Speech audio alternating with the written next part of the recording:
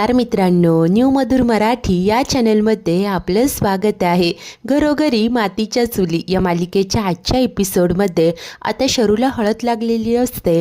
त्यानंतर जेव्हा ती अपसेट होते तेव्हा जानकी बोलते की काय झालंय, सौमित्र भाऊजींची वाट पाहताय का? ती होकार देते। जानकी तिला सांगते की काळजी करू नका, उद्या ते नक्की इथे असतील।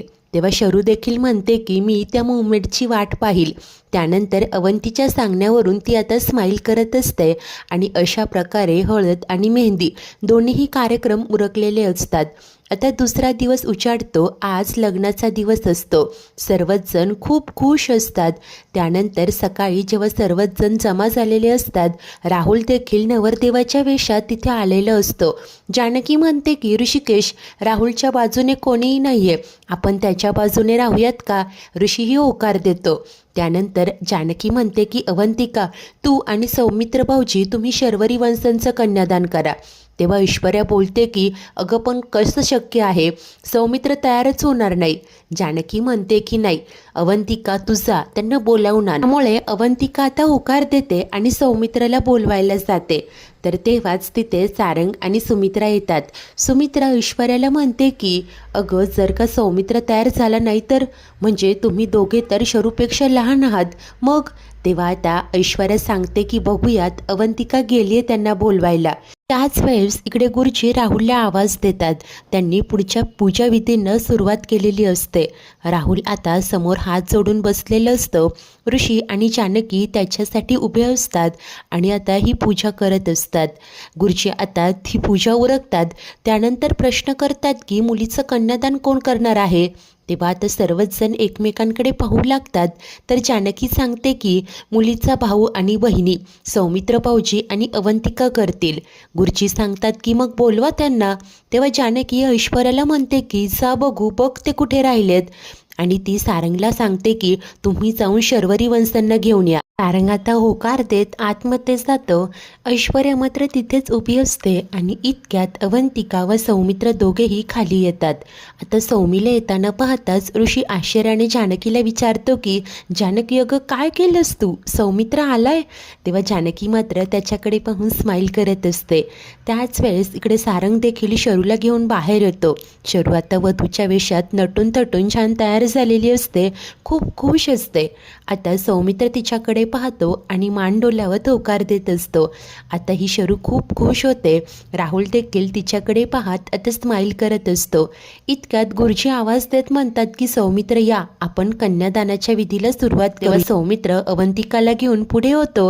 आता अवंतीही पुढे होते। तिला पाहताच गुरुजी बोलतात की एक मिनिट थांबा, तुम्ही 2 जीवांचे आहात, त्यामुळे तुम्ही हे कन्यादान किंवा हे पूजाविधी नाही करू शकत। तेव्हा जानकी म्हणते की हो गुरुजी, अहो पण मग आता काय करायचं? तेव्हा गुरुजी सांगतात की एक पर्याय आहे, सौमित्र एकटेच हे कन्यादान करू शकतात। नंतर गुरुजी आता हे कन्यादानाचे सगळे विधी सगळे सोपस्कर पार पाडत असतात। सौमित्र देखील आचमन करतो। त्यानंतर तो कलश घेऊन स्वतःच्या आणि शरूच्या डोक्याला लावतो। आता अशा प्रकारे कन्यादानाचा विधीही झालेला असतो। पुढे गुरुजी सांगतात की आता शर्वरी यांना गौरीहर पूजनाला बसवा। तेव्हा ऐश्वर्या शरूला घेऊन जाते। गुरुजी सौमीला म्हणतात की तुम्ही जरा वेळ आता बाजूला जा, मी पुढच्या विधींची तयारी करतो। सौमित्र होकार देतो, डोक्यातली टोपी काढून बाजूला ठेवतो आणि अवंतिका व तो आता इकडे खाली आलेले असतात। तेव्हा अवंती आश्चर्याने विचारते की काय रे सौमी, तू तर येणार नव्हतास तर मग तुझं मन कसं बदललं? तेव्हा तो म्हणतो की हे बस, सांगतो। दोघेही तिथे खुर्चीत बसतात।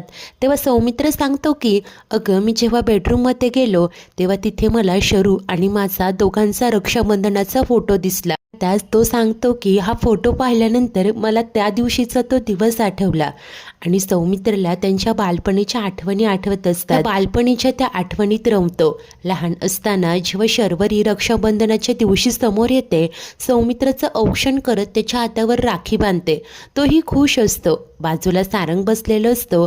तर शर्वरी पुढे बोलते की सौमित्र दादा, आई म्हणते की भावाने बहिणीचं रक्षण करायचं असतं आणि आयुष्यभर तिची साथ द्यायची असते, तू माझी साथ देशील ना? तेव्हा छोटासा सौमित्र या छोट्या शरूचा हात हातात घेऊन तिला सांगत असतो की होय शरू, मी तुझी नक्की नेहमी साथ देईन, मी तुला कधीच अंतर देणार नाही।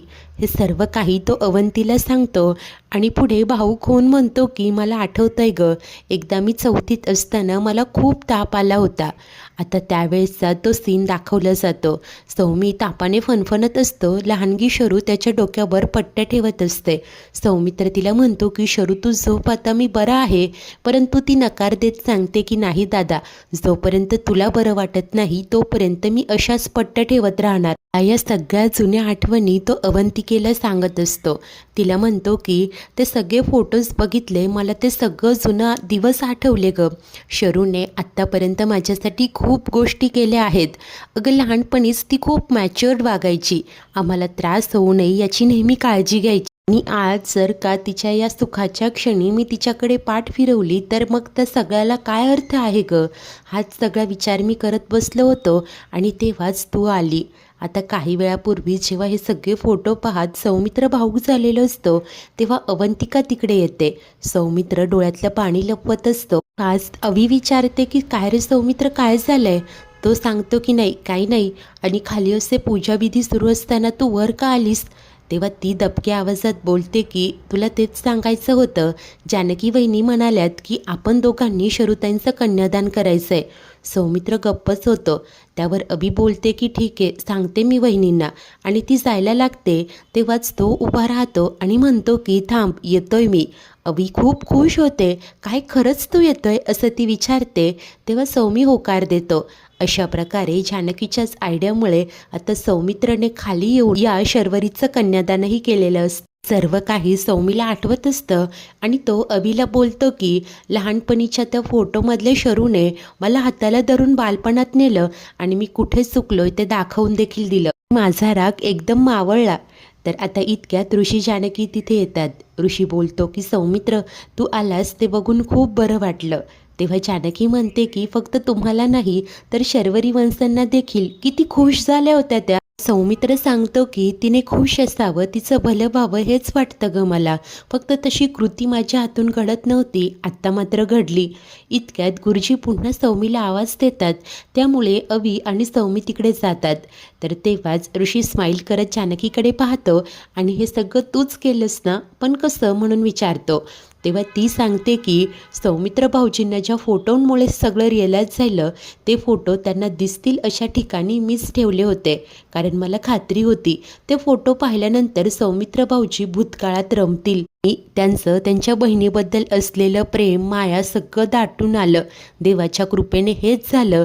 शिवाय मी शर्वरी वंशांना शब्दही दिला होता की त्यांचं कन्यादान सौमित्र भाऊजी करतील म्हणून. ऋषी कौतुकाने म्हणतो की जानकी खरंच अगं कौतुक आहे तुझं.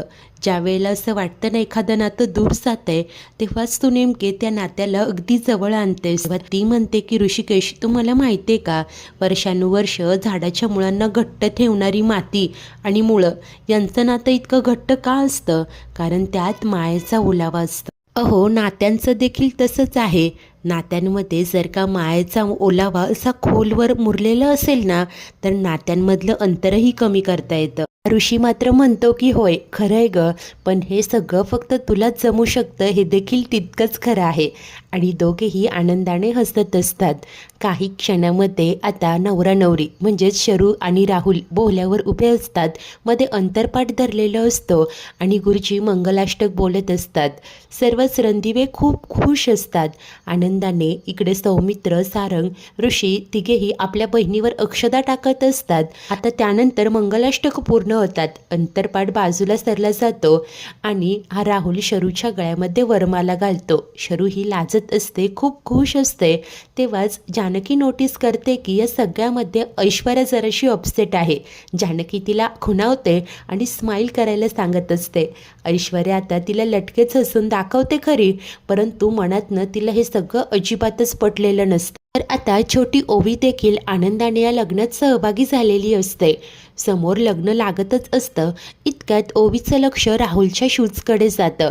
आता ती जानकीला मागे खेचते आणि तिला हळू आवाजात म्हणते की आई हे बघ ना, राहुल काकाचे शूज आहेत, आपण हे लपूया धर रे. तेव्हा जानकी बोलते की काय ग ओवी हे, अगं तुला माहिती आहे का हे असं बुटं वगैरे चोरी करणं ना हे काम नवरीच्या बहिणी करतात, तू बहीण आहेस का. तेव्हा ओवी म्हणते की नाही ग आई, पण गंमत म्हणून करूयात ना आपण. जानकी म्हणते की काय गं ओवी, ते लग्न लागतंय आणि काय आहे तुझं? ओवी मात्र हट्ट करत म्हणते की आई जा ना, लपव ना. ती विचारते आता कुठे लपवू? ओवी सांगते की जा ना स्टोर रूममध्ये लपव. आता जानकी म्हणते की ही मुलगी पण ना फक्त हिचे हट्ट पुरवायचे असतात. आणि आता जानकी ती ज्योती घेऊन इकडे स्टोर रूममध्ये आलेली असते. कुठे बरं लपवू असा विचार करत ती कपाट उघडायला जाते, परंतु कपाटाचं हँडल जरा जाम झालेलं असतं. जानकी खेचतच कपाट उघडत असते आणि इतक्यात कपाटावर ठेवलेली एक बॅग धाडकन खाली आपटते. तेव्हाच इकडे आता वरमाला झालेली असते आणि शरू राहुलसोबत सप्तपदीचे फेरे घेत असते. शर्वरी आणि राहुल एकमेकांचा हात हातात घेऊन अग्निभोवती फेरे घेत असतात. दोघेही खूप खुश असतात. ऋषी देखील शरूला पाहून जरा भावूक झालेलं असतं. तेव्हाच इकडे जानकीची मात्र वेगळंच गोंधळ सुरू असतो. आता डोक्याला हात लावतच ती बॅग सरळ करते. बोलत असते की उगीच कामात काम वाढलं, पण ही बॅग कुणाची आहे? जाऊ दे असा विचार करत जानकी आता त्यातले कपडे ठीक करत असते आणि इतक्यात बॅगेत असलेलं विक्रांतचं पाकिट खाली पडतं. जानकी आता धक्क्याने ते पाकिट पाहते. त्यात असलेलं विक्रांतचं आधार कार्ड तिला दिसतं आणि तिच्या लक्षात येतं की ही बॅग विक्रांत भाऊजींचीच आहे. जानकी हादरून जाते. आता धक्क्यानेच ती ते सगळं पाहत असते. ती म्हणते की हे पाकिट विक्रांत भाऊजींचं, याचाच अर्थ ही बॅग देखील त्यांचीच असणार. पण ही बॅग इथे कशी आली? आता जेव्हा जानकी हे सगळं विचार करत असते तेव्हाच दुसरीकडे शर्वरी आणि राहुल सप्तपदीचे फेरे घेत असतात. जानकी आता या वॉलेटमध्ये असलेलं विक्रांतचं पॅन कार्ड देखील पाहते आणि तिची खात्री पडते की हे पाकिट विक्रांतचंच आहे. तिला एकच प्रश्न पडलेला असतो की ही बॅग इथे स्टोरूममध्ये कशी? तेव्हाच इकडे शरू आता राहुलसोबत सप्तपदीचा चौथा फेरा पूर्ण करते. आपल्या अंगठ्याने सुपारी बाजूला सारते. खूप खुश असते. सुमित्रेला देखील समाधान वाटत असतं. छोटी ओवी देखील स्माईल करत बसलेली असते. इकडे आता सर्वच जण आनंदात असतात, परंतु जानकीचा मात्र आतमध्ये खूप गोंधळ उडालेला असतो. इतक्यात त्या पाकिटात असलेलं एक तिकीट खाली पडतं. जानकी ते उचलते, उघडून पाहते. पुणे ते मुळशी असं बस स्थानकाचं हे तिकीट असतं आणि हे तिकीट पाहून जानकी धक्क्याने तोंडालाच हात लावते, कारण नाना गेल्याच्या 3 दिवस आधीचं हे तिकीट असतं. आता जानकीला कोर्टात शरूने दिलेली साक्ष आठवत असते. कशा प्रकारे शर्वरी सांगत होती की जज साहेब नेमके नाना पैसे देणार होते त्याच दिवशी विक्रांत मुळशीत आला आणि त्यानंतर तो नानांवर वार करत राहिला. जानकी आता धक्क्याने हे सगळं आठवत असते. डोळे पुसून स्वतःची समजूत घालत म्हणते की हे कसं शक्य आहे? विक्रांत भाऊजींचं मुळशीचं तिकीट, तेही नाना जाण्याच्या 3 दिवस आधीचं. पण शर्वरी वंश तर म्हणाल्या होत्या नाना ज्या दिवशी गेले त्याच दिवशी विक्रांत भाऊजी इथे आले. मग हे कसं शक्य आहे?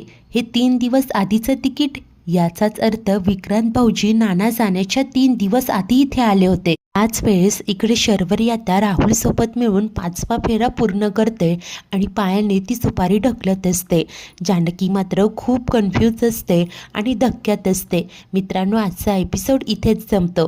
तर पुढील भागात आता इकडे जानकी ऐश्वर्याकडे येते. ऐश्वर्या असं म्हणत तिला बाजूला आणते. तेव्हाच इकडे शरू राहुल सोबत शेवटचा फेरा पूर्ण करते. तर आता जानकी ऐश्वर्याला ते तिकीट दाखवते आणि सांगते की तुझा संशय खरा होता ऐश्वर्या, शर्वरी वंश आपल्याशी खोटं बोलताय. दोघेही मागे वळून पाहतात. तेव्हाच गुरुजी सांगतात की हा विवाह सोहळा संपन्न झाला. दोघेही आता पती पत्नी आहात. आता राहुल आणि शरू एकमेकांकडे प्रेमाने पाहत असतात. जानकी आणि ऐश्वर्या धक्क्याने दोघांकडे पाहतात. तर जानकी म्हणते की याचाच अर्थ हे दोघेही आपल्याला फसवताय, पण का? याचा छडा आता लावायलाच पाहिजे. मित्रांनो, जानकीला हे सगळं कळेपर्यंत खूप जास्त उशीर झालेला असतं. आता राहुल तर लग्न करून रणदिवेंच्या घरात आलाय. जानकी आणि ऐश्वर्या दोघीही मिळून या प्रकरणाच्या मुळाशी कशा जातील? या दोघांनीच विक्रांत आणि नानांना मारले, हे गूढ कसं उकलतील? सर्वच काही पाहणे खूप उत्सुकतेचे असेल. अशाच नवनवीन भागांच्या डेली अपडेट्ससाठी आपल्या न्यू मधुर मराठी या चॅनलला नक्की सबस्क्राईब करा. धन्यवाद.